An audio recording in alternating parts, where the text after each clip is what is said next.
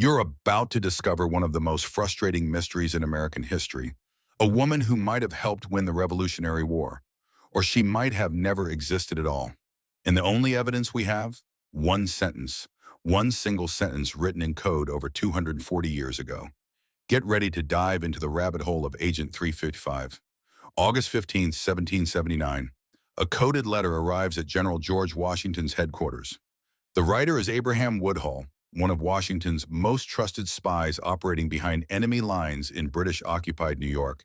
And buried in that letter is a reference that would spark centuries of debate. Woodhull wrote that he intended to visit New York, and with the assistance of a 355 of his acquaintance, he would be able to outwit them all. Now here's where it gets interesting. The Culper Spy Ring used a numerical code system where each number represented a specific word. The number 355 meant lady, not agent, not spy, just lady. And this is the only time in hundreds of letters and documents that 355 appears. One mention, one vague reference, and from this single sentence, an entire legend was born. Think about that for a second. We've built movies, TV shows, books, and even named organizations after someone who appears exactly once in the historical record. It's like writing a biography of someone based on a single tweet. But somehow, Agent 355 has become one of the most famous spies in American history. The question is, should she be? To understand the mystery of 355, we need to understand the spy ring she may or may not have been part of. After the disastrous execution of America's first spy, Nathan Hale, in 1776, George Washington knew he needed a better intelligence operation. So in 1778, he turned to Major Benjamin Tallmadge, a 24-year-old cavalry officer with a knack for espionage. Tallmadge built something revolutionary for its time. The Culper Spy Ring, named possibly after Culpeper, Virginia, where Washington had done surveying work. This wasn't just a group of random informants. This was an organized intelligence network with code names, encrypted messages, and secret couriers. It was basically the CIA of the 1700s, except with horses instead of satellites. The ring operated in the most dangerous place imaginable for American spies. New York City, the heart of British military operations in America. Tallmadge recruited Abraham Woodhull, a Long Island farmer who became Samuel Culper Sr., code number 722.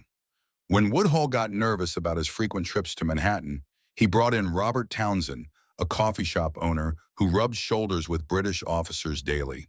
Townsend became Samuel Culper Jr., code number 723. The system was elegant.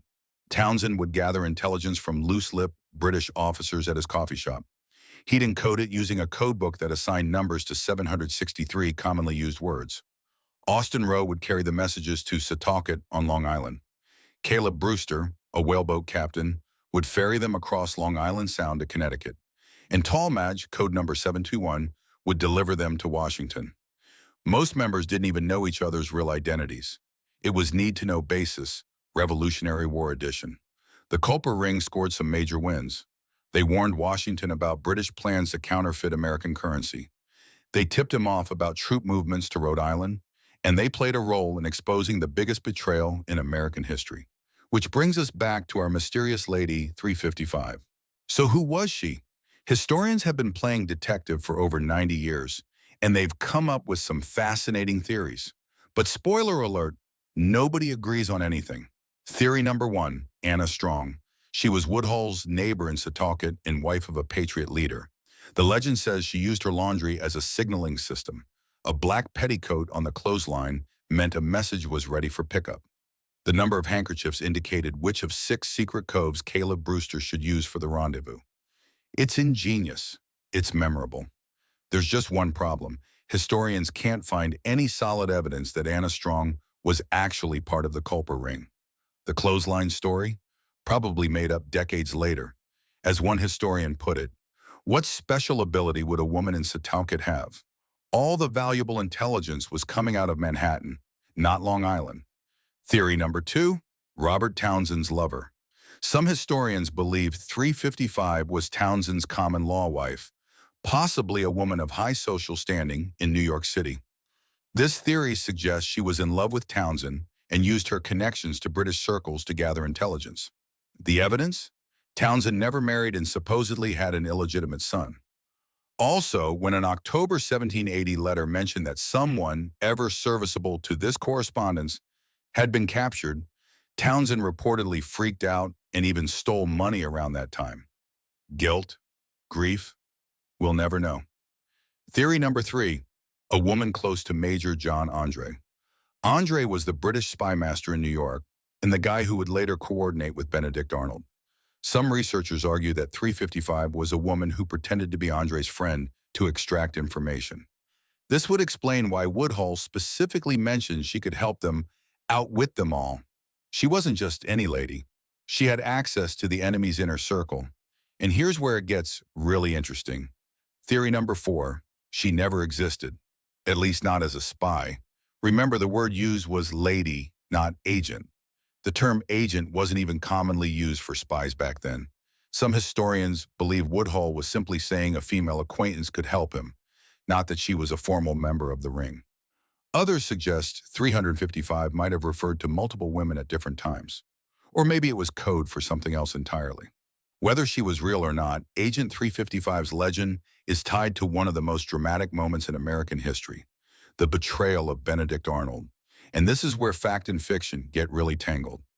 Benedict Arnold was Washington's fighting general. He was brave, he was brilliant, and he was absolutely crucial at battles like Saratoga. But Arnold felt underappreciated. He'd been passed over for promotions. He'd been accused of corruption in Philadelphia. He'd spent his own fortune supporting the war and was drowning in debt. By 1780, Arnold was bitter, angry, and ready to switch sides. In August 1780, Arnold took command of West Point, the crucial American fortress on the Hudson River. What Washington didn't know was that Arnold had been secretly negotiating with the British for over a year. The deal? Arnold would hand over West Point, giving the British control of the Hudson Valley and potentially splitting the American colonies in two. The price? £20,000 and a commission in the British Army. Arnold's contact was Major John Andre, the same British spy master who may have known Agent 355. On September 21, 1780, Arnold and Andre met secretly to finalize the plan. Andre carried detailed papers about West Point's defenses back toward British lines. But then fate intervened. 3 American militiamen stopped Andre on the road. They searched him and found the incriminating documents hidden in his boot. The plot was exposed. Andre was captured and later hanged as a spy on October 2, 1780. Arnold barely escaped, fleeing down the Hudson River on a British ship just hours before Washington arrived at West Point. Washington was devastated. He trusted Arnold. When presented with proof of the betrayal, Washington reportedly said, "Arnold has betrayed me. Whom can we trust now?" Now here's where Agent 355 enters the story. Some accounts claim she helped uncover Arnold's plot, that she gathered intelligence that was crucial to exposing the traitor. But here's the problem. There's no solid evidence for this. The Arnold plot was discovered because militiamen randomly stopped Andre, not because of a spy's intelligence. The Culper Ring did provide valuable intelligence during the war, but their specific role in the Arnold affair is debated by historians. Still, the legend persists that 355 was instrumental in saving West Point and America itself. The most dramatic part of the Agent 355 story, it's almost certainly fiction. But it's been repeated so many times that many people believe it as fact. Welcome to the legend of the prison ship. In the 1930s and 1940s, a historian named Morton Pennypacker was doing groundbreaking research on the Culper Ring. He's the guy who figured out that Robert Townsend was Samuel Culper Jr., which was a real achievement. But Pennypacker didn't stop there. He created an elaborate backstory for Agent 355 that reads like a Hollywood screenplay. According to Pennypacker, Agent 355 was Townsend's mistress and a key spy in the network.